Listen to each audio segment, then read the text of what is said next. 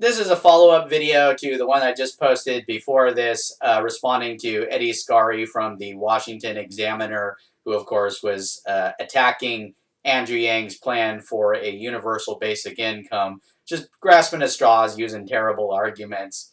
But for this video, I'm going to be responding to a YouTuber who saw the same article and was agreeing with Eddie Scarry. let's have a look at what this guy has to say. How's everybody doing? My name is Anthony Brian Logan, and today we got to talk about 2020 Democratic presidential hopeful Andrew Yang and his UBI, that's Universal Basic Income shtick, that he's been on the campaign trail with over the past year or more. You see the headline on the screen before you. It reads, Andrew Yang's free $1,000 per month welfare scheme was tried in Mississippi. The results were not a surprise. Now, I've read through this article and I'm not surprised at the results, and I don't think you will be either. As we established in the previous video, the results were actually pretty promising. Like, this was something that was actually helping these women out. It helped them pay, electric bills, pay off debts. There was this woman who said that, she was actually able to take a sick day. But of course, Eddie Scarry put a negative spin on these positive results, acting like, oh, they're being irresponsible by actually spending this money instead of saving it up, right? Like as if saving your money when you got debts and bills to pay is somehow responsible. But let's go ahead and get into it and see what it says. Andrew Yang's promise to give every American $1,000 per month if he were elected president is only a geeky gimmick, and I agree with that. It's not really going to, actually work. It's not going to pan out the way they think. It's just not going to be a good thing. Wow, what a thorough, substantive argument. It's not going to work. It's just not going to turn out the way they think. It's just not going to be a good thing. Why? Do you have anything? No, he doesn't. He never actually explains what's wrong with a universal basic income in any kind of accurate, honest way. But by all means, do continue. But if you're curious about how more welfare just like that would end, the Washington Post has a mostly fantastic story explaining it all. The paper last week reported on a Mississippi-based nonprofit that gave away $1,000 per month, no strings attached, to 20 low-income Black single mothers living in public housing. Now, I mean, that's what the UBI should be, right? I mean, people that living in these bad areas, whatever, okay, give them some money. How's it going to actually work out, though? Let's get into it. Initial results of the experiment were on display at a meeting held after 1 month of payments. Some of the women talked about their gift-filled Christmases and sported new hairstyles. Are you surprised? Some said they took a sick day for the first time. They began paying off overdue electricity bills and high-interest loans. Well, paying off bills, that's a good thing, but high-interest loans, I mean, what are you getting with? You getting a car you can't afford, a Camaro or something like that? Well, they're not using a UBI to wind up with a high-interest loan. That doesn't make any sense. They're using the UBI to pay off the high-interest loan. Why would that be a bad thing? But we'll move on. Kira Johnson, a social worker, asked how much money the women had saved. Quote, I blew all of it, Gray recalled. It only took a weekend. Most of the women said the same thing. In a month, nearly all of the money had vanished. Then they asked if we were going to hand them the next check. So really, these people in the projects, let's pause for a moment. People in the projects on welfare and government assistance, that's all they know. That's all they know. They're trying to get the check from here to there and get them to where they got to be. Okay, that's just all it is. From all the different programs you have, you got, EBT, WIC, TANF, Section 8, all kind of different things. They're waiting on the next check, the next handout. That's how that works. Now, I know Andrew Yang says that if you get welfare, you wouldn't really be eligible for the full $1,000. Well, to clarify, if you want the $1,000 per month, all you got to do is opt in to receive it, even if you've got a really high-paying job. But with how the current welfare program works, you can't have a high-paying job if you're on welfare. In fact, the welfare program works in a way that is contradictory to how the Freedom Dividend works, which is why if you opt into the Freedom Dividend, you forgo your welfare benefits. Because the current welfare system is intended to be a program that disqualifies you if you go above a certain income threshold. That's already how the program works, even without the freedom dividend. It's kind of like it incentivizes you to stay in poverty and not get a job. So the problem isn't the freedom dividend. The problem is the current welfare program. And then if the purpose is to shore up income lost from people losing their jobs, how is that going to help? Am I just mishearing your question? Because it sounds like you're asking a question that has a really obvious answer. I'll just respond to what it sounds like you're asking. I don't know, maybe I'm mishearing you. You'll have to correct me if you think I misunderstood the question. But basically, if someone loses their job and thus the income that they get from that job, then they're going to need some other source of income because we live in a system where the things we need cost us money. Okay, and so that is how giving people $1,000 per month can help them in a situation where they've lost their job.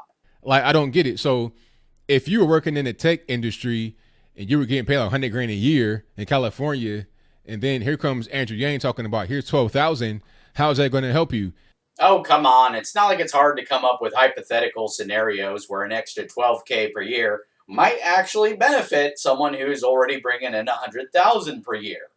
All right, you got to keep in mind that the $100,000 per year that you'd be getting from your job, well, that's money that you'd be working for, whereas the $12,000 per year, that's money that's just being given to you. You don't have to do any additional work for it. Now, presumably, if you wind up working fewer hours, then they're going to pay you less. And so, if you decide you want to work fewer hours, but you don't want to lose the money, well, that $12,000 per year might start looking pretty nice. Maybe they have a sudden major unexpected bill, a major repair, a car wreck, they get sued, have to bail a friend or family member out of jail. Maybe they've got a huge family, a new mouth to feed. Each kid is probably going to cost around 10 grand per year. Maybe they have to throw a lot of big expensive weddings, or need to upgrade to a bigger, more expensive home. But hey, if there's anyone who is making enough money that they feel like it's not going to be helpful to them, well, they're not required to opt in to receive it. Part of the reason that the rich and the middle class can opt in to receive it along with the poor is, well, it's the same reason that Thomas Paine had when he championed the citizens' dividend. We want to avoid invidious distinctions, making people feel like they're being discriminated against, treated unfairly, that they're missing out on an opportunity that other people are getting to receive money that they don't have to do any additional work for. Let's keep going in the story so you understand how much it does not make sense. Wow, it's almost as if people who are given a bunch of money without having earned it and without any conditions attached to it feel less of a sense of responsibility in how they use it. That is 100% correct. No, as we established, these low-income single moms were using this money to pay bills, pay off debt, stuff like that. There's nothing irresponsible about that. But we'll keep going. The story went on to say that the women were largely clueless about saving money, using banks, and developing good credit. For that, they needed yet more guidance and support. Democrat terms for more programs. That is correct, 100%.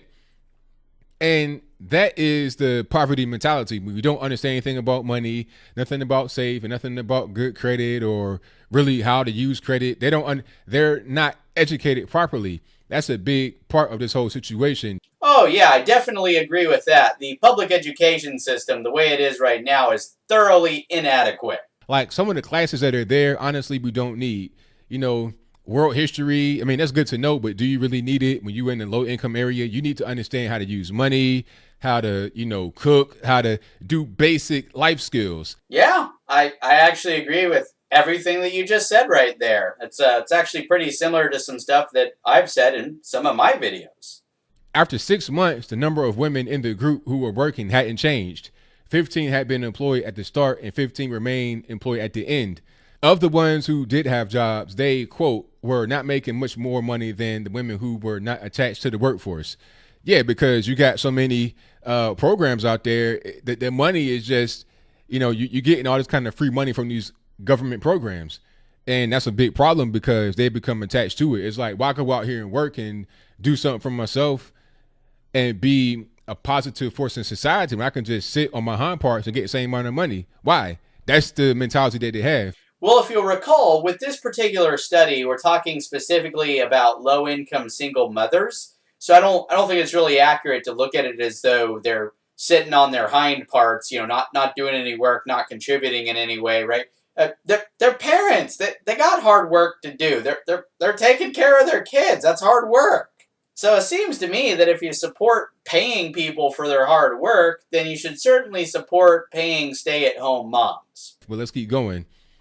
Poverty is a real problem and probably one that will never be solved, least of all by giving money away to people who are in it. The geeky $1,000 per month gimmick was tried in Mississippi and it proves it.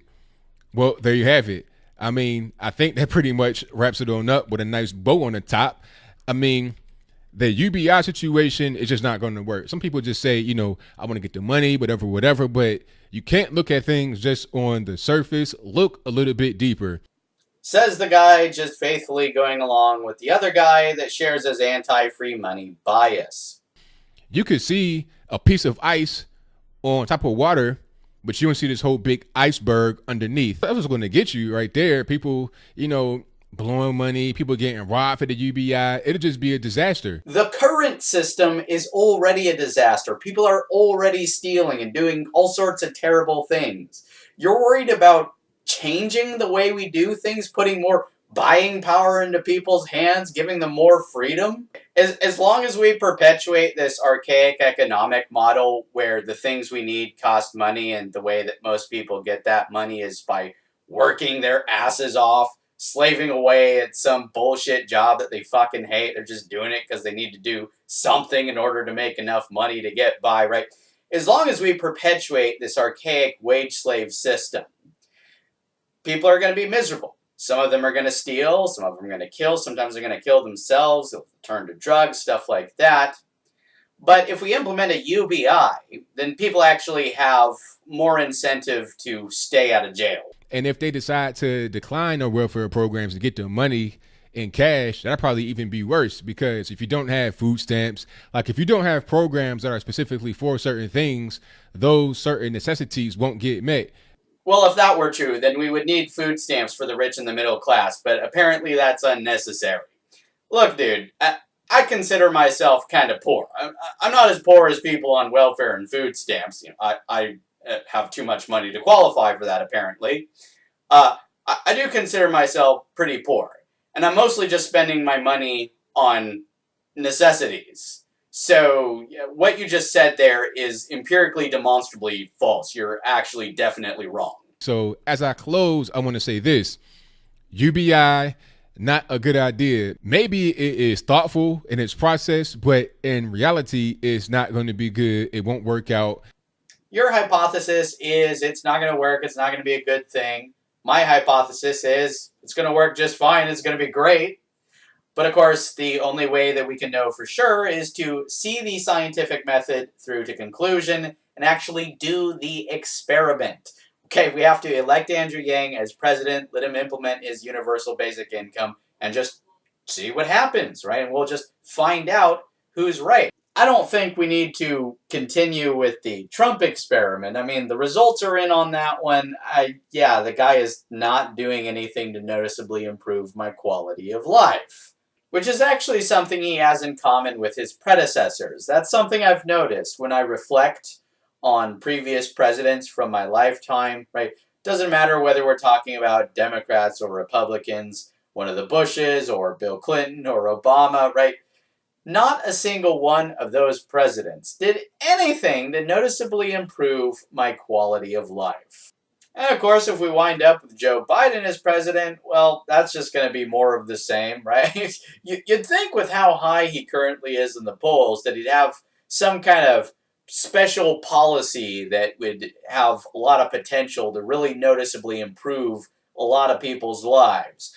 No special policy that apparently has absolutely nothing to do with why he's so high in the polls. Well, what about Elizabeth Warren? I mean, she's pretty high in the polls. She's got some very passionate supporters?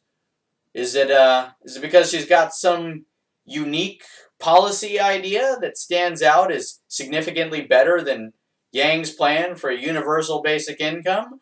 No, she doesn't. What about Bernie Sanders? There's another really popular, beloved candidate, right? He's really high in the polls. Is it because he's got a policy that's better than universal basic income? No, right?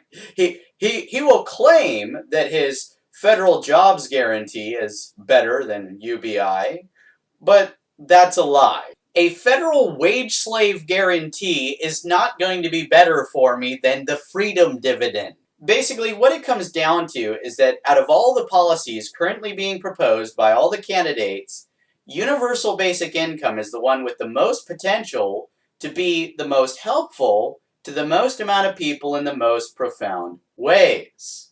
So, in our political experimentations, democratically deciding which candidate to experiment with, Andrew Yang is the one that makes the most sense. I'm not really sure if Yang Gang is still in the running. Maybe he is, maybe he isn't. I think he'll drop out soon if he has not dropped out already. Oh, we are definitely still here, and Andrew Yang is definitely still in the running. You will be seeing him at the next Democratic debate on September 12th, as well as in the October debate at least. Both debates will provide Yang with more opportunity to get more name recognition and more support. So I think it's actually possible for Yang to make it all the way to the general election to go up against Trump. And if he does go up against Trump, I think he's going to win. And if he does win, then I'll get my $1,000 per month, and I can finally be happy with my president. Yang Gang 2020.